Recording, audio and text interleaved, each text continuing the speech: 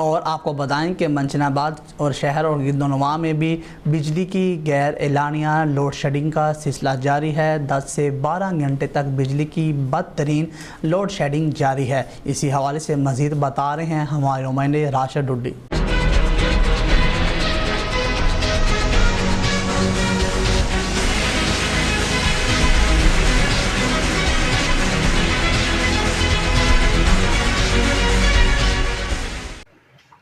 جی بالکل، میں اس وقت موجود ہوں منچن آباد میں ایک کپڑے کی دکان پہ۔ اگر ہم یہاں پہ بجلی کی لوڈ شیڈنگ کے حوالے سے بات کریں تو بجلی کی لوڈ شیڈنگ کا دورانیہ 8 سے 12 گھنٹے بڑھ گیا ہے، جس وجہ سے تاجر حضرات کافی پریشان ہیں، کاروبار ٹھپ ہو کے رہ گئے ہیں۔ تاجر حضرات کا کہنا ہے کہ کاروبار ٹھپ ہونے کی وجہ سے ہم بجلی کے بل نہیں ادا کر سکتے، جو کہ حکومت نے بجلی کے بلوں میں اضافی ٹیکس لگائے ہیں، اور جس وجہ سے ہم کافی پریشان ہیں۔ ایک تو بجلی کی لوڈ شیڈنگ کی وجہ سے کاروبار ٹھپ ہے۔